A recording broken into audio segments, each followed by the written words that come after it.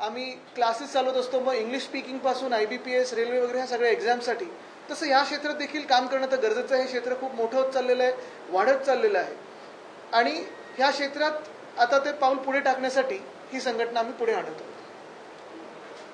मी उद्धव साहेबांना विनंती करेन की मला वाटतं आपण पहिले तर प्रश्न 2 मिनिटं बाकी काही असेल तर आणि मग लॉन्च करू. नाही दोन्ही तरुणांनी दोन्ही तरुणांनी या संघटनेचा उपयोग काय होणार आहे हे अत्यंत चांगल्या शब्दात सांगितलेलं आहे. युग किंवा काळ झपाट्याने पुढे चाललेलं आहे, झपाट्याने बदलतो आहे. आधुनिक तंत्रज्ञान हे आपल्या आयुष्याचे एक आता अविभाज्य घटक झालेले आहे. जसं मोबाईल, मी तर म्हणेन आपल्या शरीराचाच एक अविभाज्य घटक झालेला आहे. हे नवीन तंत्रज्ञान विकसित होत असताना आपला उपयोग करून कोण घेत असेल ठीक आहे, कारण या तंत्रज्ञानाचा उपयोग सुद्धा सर्वसामान्यांना होतोय.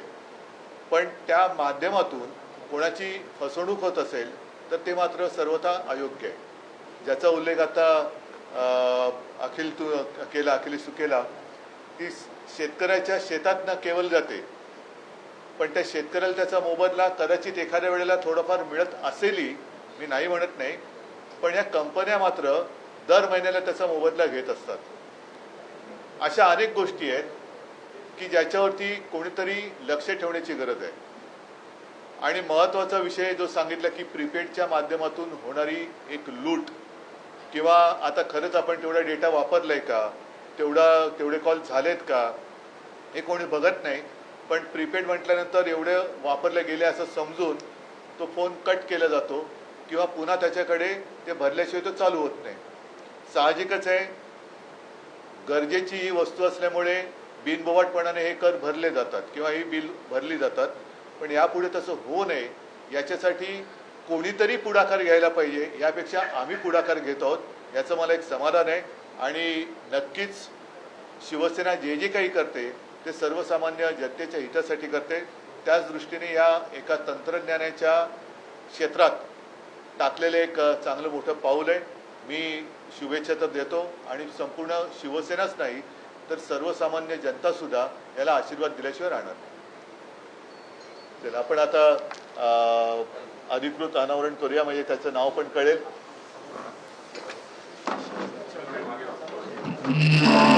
कुठे करायचं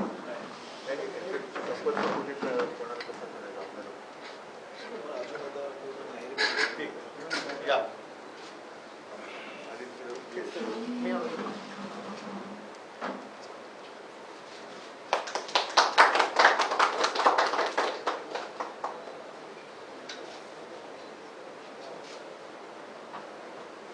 त्याचं नाव आहे अर्थातच शिवसंचार सेना. शिवसंचार हा सगळीकडेच असणार आहे, जो आहेच. आता या तंत्रज्ञानाच्या क्षेत्रामध्ये सुद्धा शिवसंचार होत आहे. त्याच्याबद्दल अखिलेश तुझं अभिनंदन करतो की तू या क्षेत्राकडे लक्ष दिलं. सांग. People living in particular states, they must get a brief.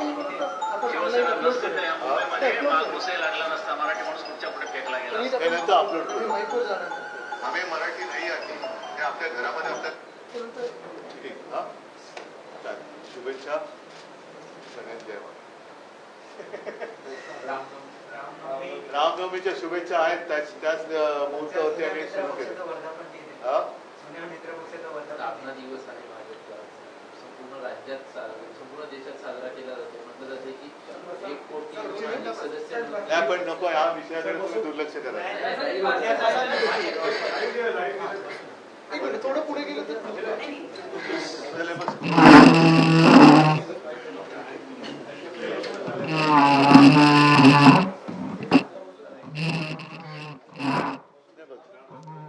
आपलं बसा नाही. हा काय म्हणताय?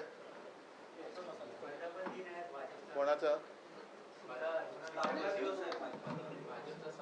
तिथीप्रमाणे की तारखेप्रमाणे की सोयीप्रमाणे? नाही नक्की कशाप्रमाणे? कारण ती सोयीप्रमाणे नाही. आज भाजपचा वर्धापन दिन आहे, तो तिथीप्रमाणे, तारखेप्रमाणे की त्यांच्या सोयीप्रमाणे, कशाप्रमाणे ते तर सांगा, मग तशा शुभेच्छा देतो.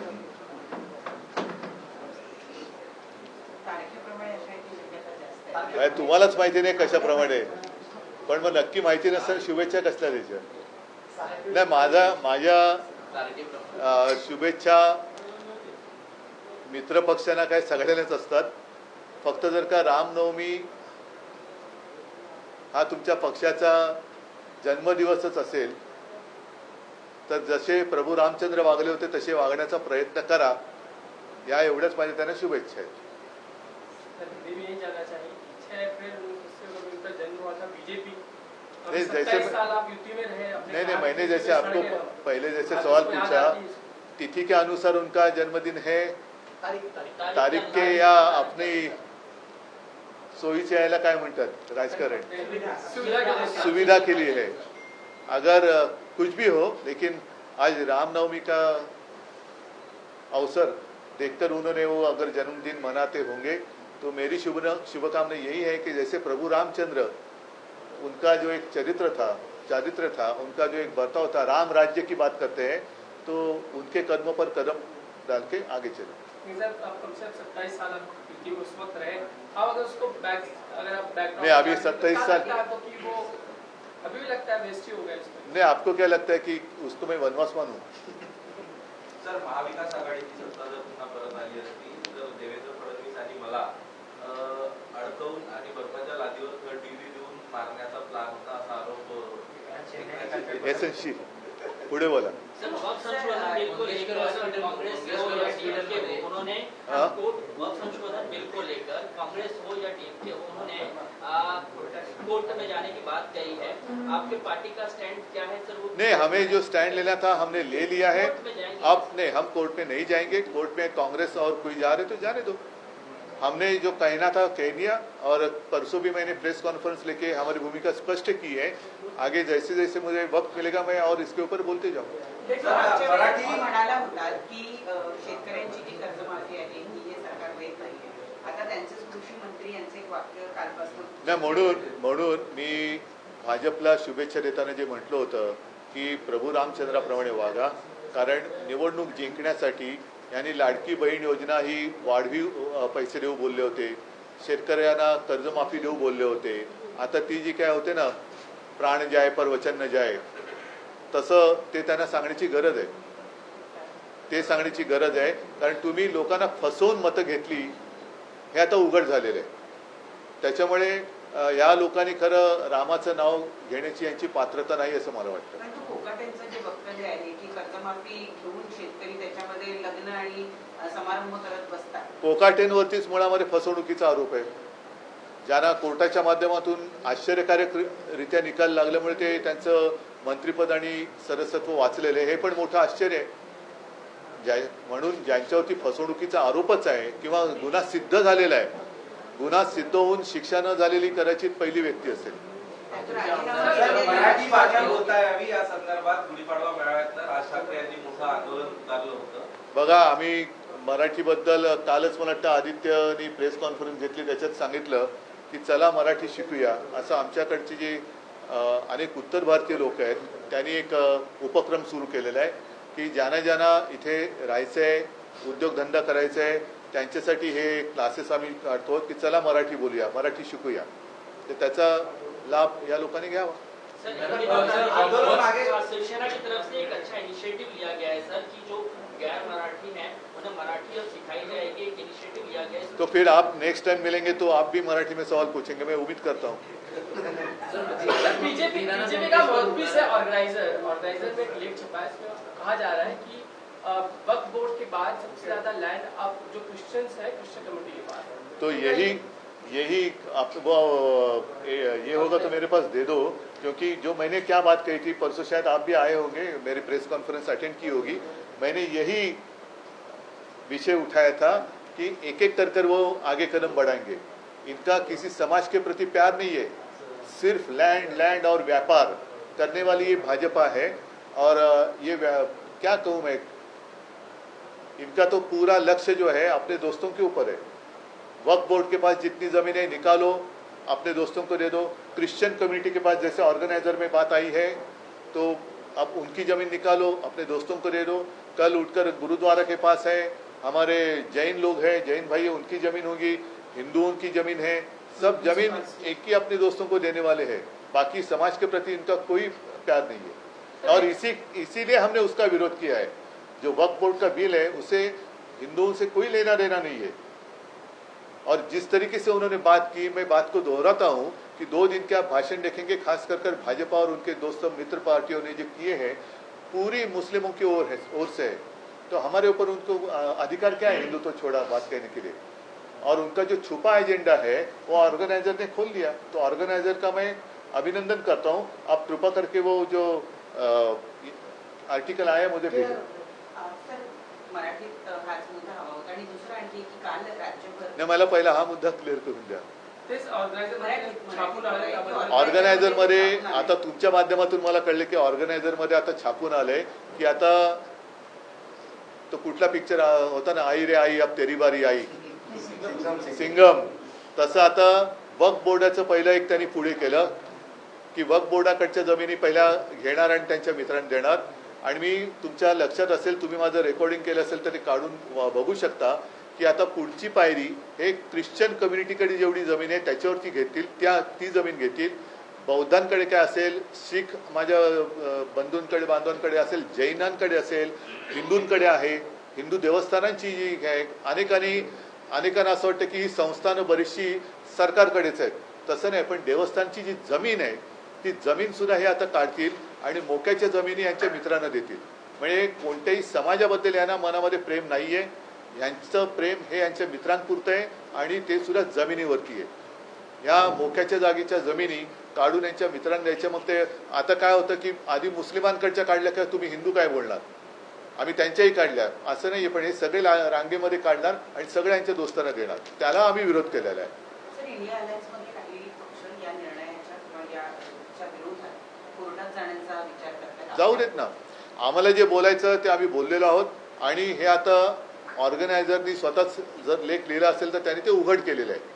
त्याच्यामुळे आता सगळ्यांचे डोळे हे उघडले पाहिजेत। एका बाजूला हे धर्माधर्मामध्ये भांडण लावून त्यांना झुंजवत ठेवायचं, दंगली घडवून आणायच्या, मग त्यांच्या मागे पोलिसी ससेमिरे लावायचे, मग बुलडोजर चालवायचे, केसेस अंगावर टाकायच्या, म्हणजे लोकांना रोजच्या आयुष्यामध्ये तणावग्रस्त आयुष्यामध्ये जगायला लावायचं। आणि दुसऱ्या बाजूला त्यांच्याकडच्या ज्या सगळ्या संपत्ती आहेत त्या काढून आपल्या मित्रांना द्यायच्या।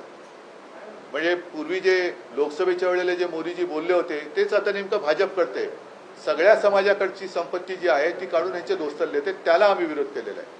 सर, काल राज्यभरामध्ये बऱ्याच ठिकाणी बऱ्याच शहरांमध्ये बौद्ध पंचायत आणि रिपब्लिकन सेनेच्या वतीनं आंदोलन करण्यात आलंय। बिहारमधल्या बोधगया इथल्या मॅनेजमेंटवर फक्त बौद्ध समाजाची लोक असावी, हिंदूंचा त्यावरचा हस्तक्षेप जो आहे तो कायमस्वरूपी काढून टाकावा, या मागणीसाठी काय? तेच आहे ना, आता ह्या गोष्टी यांनी पेटवल्या, या गोष्टी भाजपने पेटवलेल्या आहेत। यापूर्वी अशी कधी भांडणं, अशा कधी मागण्या झालेल्या नव्हत्या। भाजप आपल्या देशामध्ये हे धर्मांधतेचं विष कालवत आहे। ते विष उद्या देशाला खूप भारी पडणार आहे। म्हणून आत्ताच वेळ आहे, देशातल्या सर्व जातपात धर्माच्या पलीकडे जाऊन सगळ्यांचे डोळे उघडले पाहिजेत। आणि ही विषवल्ली जर कोणी पेरत असेल तर त्या विषवल्ली पेरणाऱ्याला आपल्यापासून दूर ठेवलं पाहिजे। मोहन बाबूंनी वक्तव्य केलंय की सर्व जाती पंथांनी एकत्र यावं आणि हिंदू माणसांमध्ये स्मशानभूमी आणि पाणी आणि देवस्थान हे एकच असावं। नाही म्हणजे मला कळलं नाही। म्हणजे त्यांचं म्हणणं आहे की सर्व जाती पंथांनी आता एक यावं, जे भांडणं चालू आहे पण सगळे हिंदुत्वानी, हिंदूमध्ये जशा वेगवेगळ्या जाती आहेत, हिंदू सगळ्या जाती एकत्र याव्या। जातीनुसार पण अनेक ठिकाणी वेगवेगळी स्मशानभूमी वगैरे, तर त्यांचं असं म्हणणं आहे माझं म्हणणं आहे की एवढा पुढचा विचार करण्याच्या आधी जगताना सगळ्यांनी एकत्र यावं हा त्यांनी विचार द्यायला पाहिजे। ठीक आहे, गेल्यानंतर माणसाचा काय उपयोग, तुम्ही आहे तुमच्या एकतेचा। जिवंत असताना तुम्ही विष कालवताय त्यांच्यामध्ये। हिंदूंमध्ये मराठी अमराठी करताय, मराठीमध्ये मराठे तर करताय, हरियाणामध्ये सुद्धा तिकडे जाट जाटे तर केलं, गुजरातमध्ये पटेल पटेले तर केलं। तर हे माणसं जिवंत आहेत तेव्हा एकत्र येण्यासाठी करा, मेल्यानंतर तुम्ही कोण काय सांगणार एकत्र येण्याची? तर जिवंत माणसासाठी काम करा। सगळ्यांना धन्यवाद सगळ्यांना। जय हिंद, जय हिंद।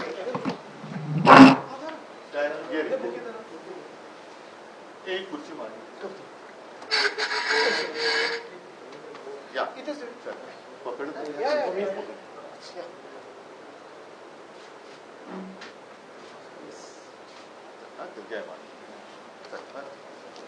आज सॉरी रविवारी तुम्हाला जरा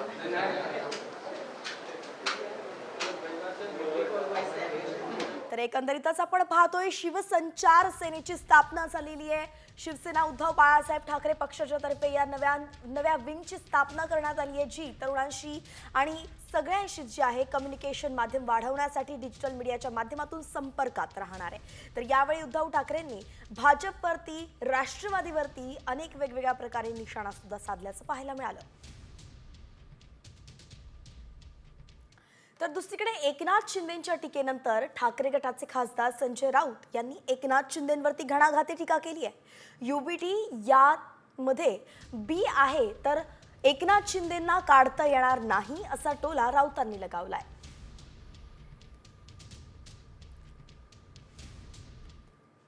एसएनसी म्हणजे काय शॉर्टकट. मग मी असं म्हणू का त्यांचा UT आहे, यूज अँड थ्रो, असं म्हणू, वापरो और फेको, ही त्यांची नीती आहे. मला बोलायला लावू नका, माझ्याकडे भरपूर काय आहे, मी शांत आहे, मला शांतपणे काम करू द्या. तुम्ही मला गद्दार गद्दार गद्दार गद्दार म्हणून हे केलं, खोके खोके म्हणून केलं. अरे तुम्हाला महाराष्ट्रातल्या जनतेने खोक्यामध्ये बंद करून टाकलं. एकनाथ शिंदेचं ड्रीम प्रोजेक्ट एकच होतं, ते म्हणजे शिवसेना फोडायची आणि मोदींच्या पायाशी नेऊन ठेवायची. यूज अँड थ्रोमध्ये बाळासाहेब ठाकरे आहेत बी, त्याचं काय, ते त्यांना काढता येणार नाही ना. यूज अँड थ्रो आहे, मध्ये ब आहे ना, त्या बचं काय, बाप आहे तो.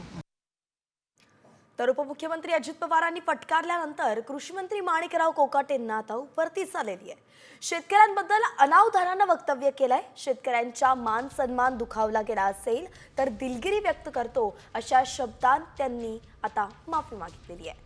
नुकसान पाहणी दौऱ्यादरम्यान कर्जमाफीच्या पैशांची शेतीमध्ये गुंतवणूक करता का असा थेट सवाल कोकाटेंनी शेतकऱ्यांना विचारला होता आणि त्यामुळे त्यांच्यावरती टीकेची झोड उठली होती. मात्र आता त्यांनी माफी मागितली असं कळतंय, त्यांना उपरतीच झाल्याचं कळतंय.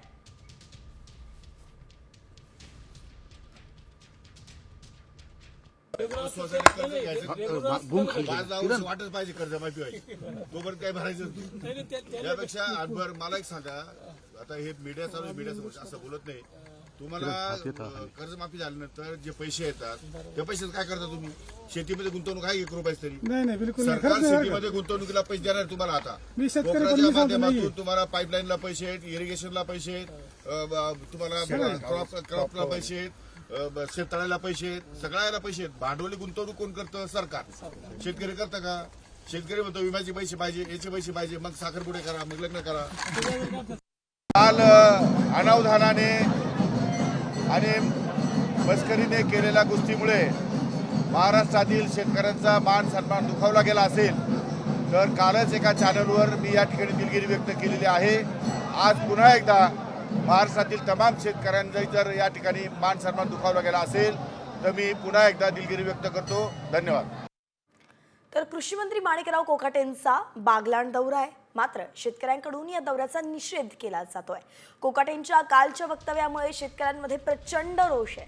सटाण्याचा व्यंगचित्रकार किशोर मोरे यांनी व्यंगचित्रातून कोकाटेंना दौऱ्यावरती जाताना तोंडावरती पट्टी बांधून जा असा सल्ला दिलेला आहे.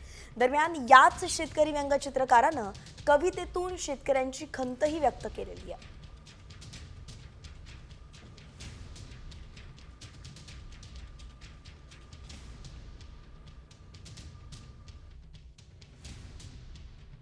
कधी दुष्काळ, कधी गारपीट, कधी महापूर. कधी दुष्काळ, कधी गारपीट, कधी महापूर. निसर्गाने केली, तुम्ही करा शेतकऱ्याची चेष्टा. निसर्गाने केली, तुम्ही करा शेतकऱ्याची चेष्टा. कर्जमाफी होणार नाही तर कर्ज भरा. कर्जमाफी होणार नाही तर कर्ज भरा. शेतकऱ्यांना कधी भिकारी तर कधी साले म्हणा.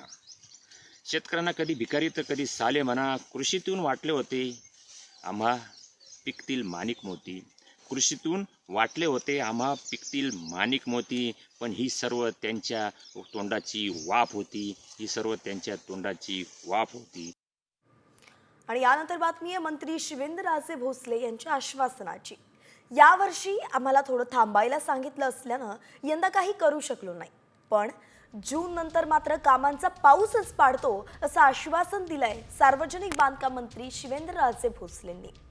दरम्यान शिवेंद्रराजेंच्या या वक्तव्याची आता जोरदार राजकीय चर्चा सुरू झालेली आहे. आता या मार्चच्या बजेटमध्ये जरा मी काय देता आला नाही मला, पण जून मध्ये आपण बघू काय करायचं आता. कारण आमचे अवताडे साहेब पण इथं आहेत, ते माझे चांगले मित्र आहेत.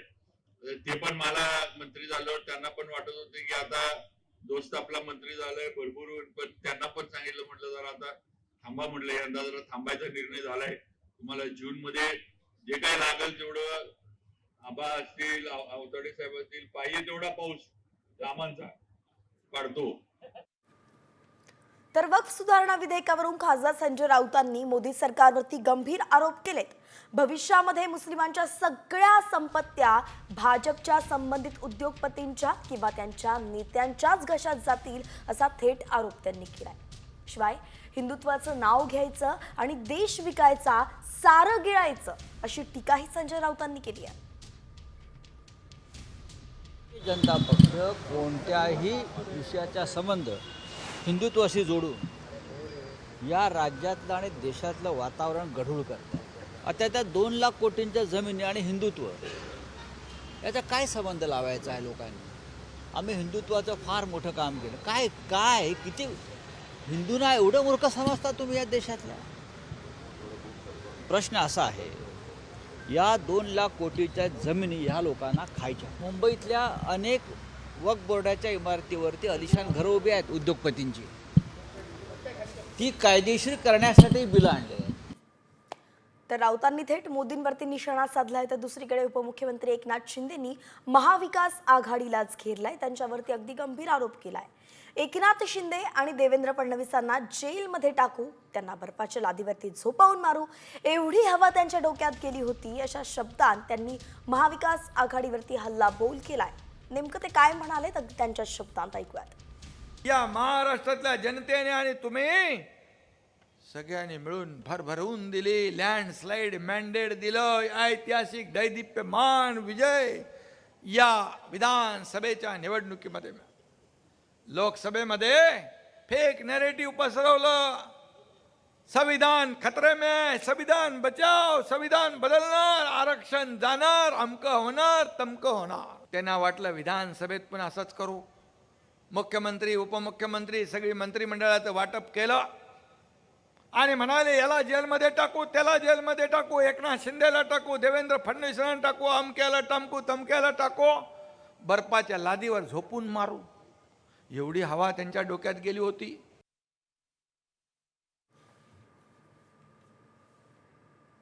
तर छत्रपती संभाजीनगरमध्ये भर चौकामध्ये कुख्यात गुन्हेगारानं रिक्षा चालकावरती कोयत्यानं हल्ला केला.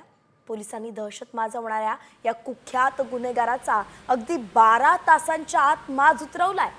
ज्या चौकात कोयत्यानं हल्ला केला अगदी त्याच ठिकाणी पोलिसांनी या गुन्हेगाराची धिंड काढली आहे. या हल्लेखोरावरती बलात्कार, खून, लूटमार यासारखे तब्बल 15 गुन्हे दाखल आहेत आणि सय्यद फैजल उर्फ तेजास या हल्लेखोराचं नाव आहे.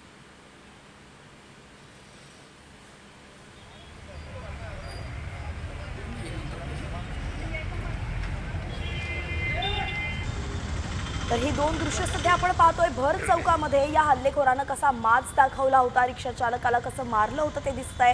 तर दुसरीकडे त्याच ठिकाणाहून नंतर त्याची धिंड पोलिसांनी काढली, सगळा माज उतरवला.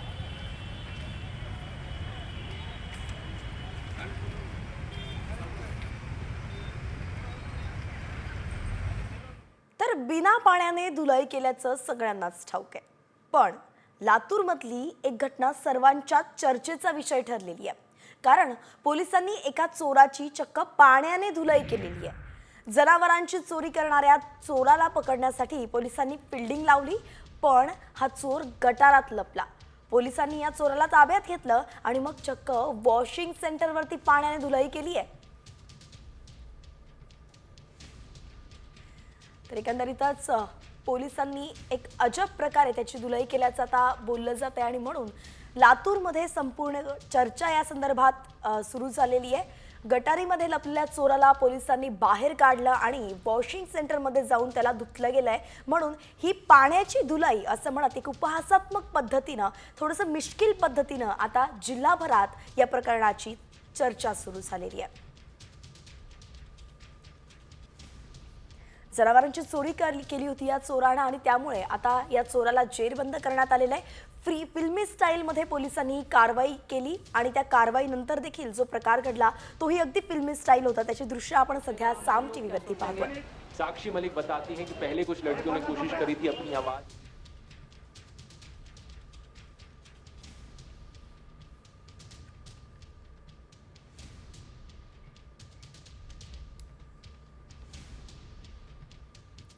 आणि यानंतर थेट जातोय बारामतीमध्ये. बारामती इथे एका तरुणाला झालेल्या मारहाणीवरून अजित पवारांनी संताप व्यक्त केलेला आहे. अजित पवारांजवळचा असला तरी मारहाण करणाऱ्यांचा बंदोबस्त करा असे आदेशच त्यांनी पोलिसांना दिलेत. फुटबॉल खेळावा तसं ते मारत होते असंही ते म्हणाले आहेत. शिवाय बारामतीत 3 तरुणांनी एका युवकाला मारहाण केल्याचा एक व्हिडिओ सोशल मीडियावरती व्हायरल झाला होता. त्यावरूनच अजित पवार आता संतापल्याचं पाहायला मिळतंय आणि थेट त्यांनी गुंडांचा बंदोबस्त करा असे आदेशच दिलेत.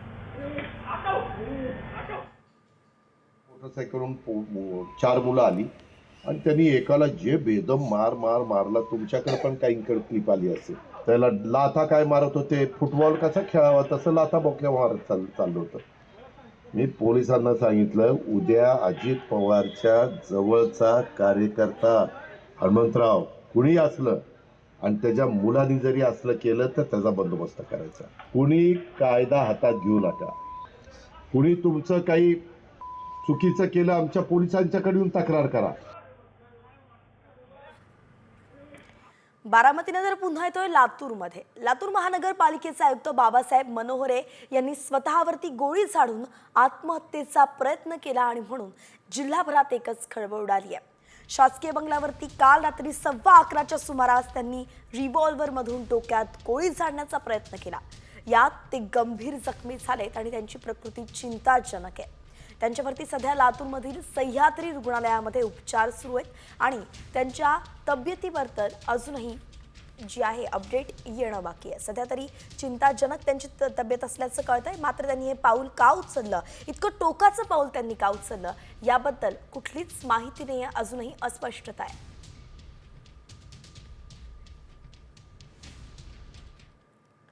आणि आता एक सविस्तर रिपोर्ट पाहतोय. लाडक्या बहिणींना आता सरकार मोफत वॉशिंग मशीन देणार आहे. होय, केंद्र सरकार महिलांना वॉशिंग मशीन देणार आहे, पण हे आम्ही म्हणत नाहीये तर तसा दावा करण्यात आलेला आहे. सोशल मीडियावरती एक व्हायरल होतोय मेसेज आणि त्यात हा दावा करण्यात आलाय. आणि मग खरंच सरकार मोफत मशीन देणार आहे का याची आम्ही पडताळणी केली आहे. मग काय कळलंय तुम्ही पहा. लाडकींसाठी केंद्राची फ्री वॉशिंग मशीन योजना. सरकार महिलांना मोफत वॉशिंग मशीन देणार. व्हायरल मेसेज मागचं सत्य काय? लाडकींना आता केंद्र सरकारही मदत करणार आहे. कारण लाडकींसाठी आता केंद्र सरकार मोफत वॉशिंग मशीन देणार असल्याचा दावा करण्यात आलाय.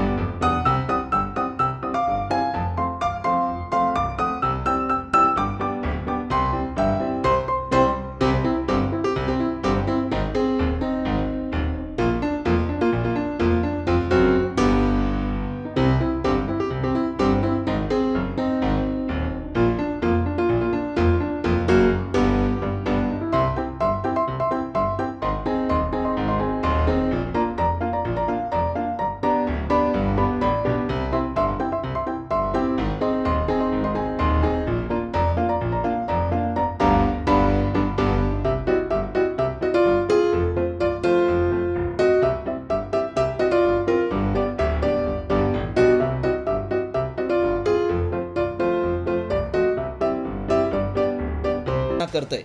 कधी लाडका भाऊ तर कधी लाडका शेतकरी अशा योजना सुरूच असतात. मात्र राज्यात लाडकी बहीण ही योजना चर्चेत आहे. सरकार महिलांना घरबसल्या 1500 रुपये देत आहे. त्यामुळे सरकार महिलांना वॉशिंग मशीनही देऊ शकतं असं अनेकांना वाटू लागलंय. मात्र ही योजना नसून महिलांची दिशाभूल करण्यासाठी हा मेसेज व्हायरल करण्यात आलाय. त्यामुळे आमच्या पडताळणीत सरकार मोफत वॉशिंग मशीन देणार हा दावा असत्य ठरलाय.